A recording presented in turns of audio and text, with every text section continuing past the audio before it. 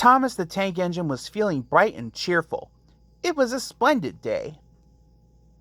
He whistled to some cows, but the cows didn't reply. Said Thomas.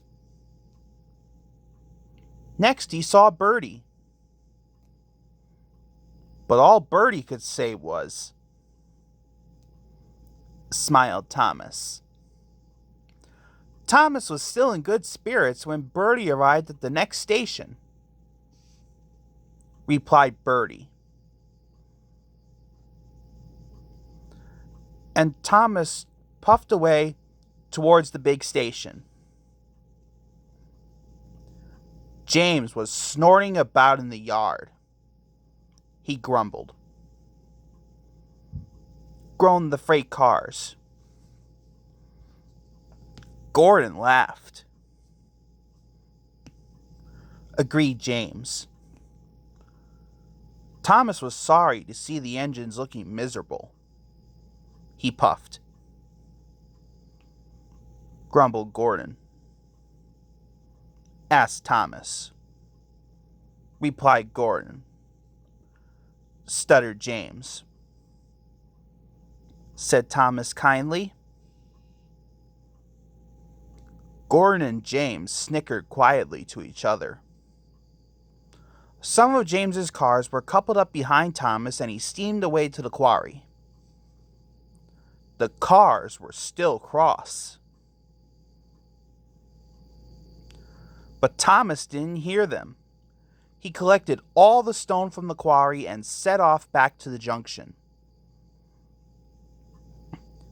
Danger lay ahead, giggled the freight cars. They pushed Thomas over the switches, called Thomas's driver, and applied the brakes, but it was too late. Poor Thomas stood dazed and surprised in a muddy pond as a toad eyed him suspiciously. Muttered Thomas. Duck pulled away the cars, and Edward helped Thomas back to the junction. Suddenly, Thomas remembered the missing tar. He told Edward all about it. Said Edward. Later, James spoke to Thomas. He muttered. Spluttered Gordon. Just then, Birdie arrived. He looked much more cheerful. Replied Thomas. Added Birdie.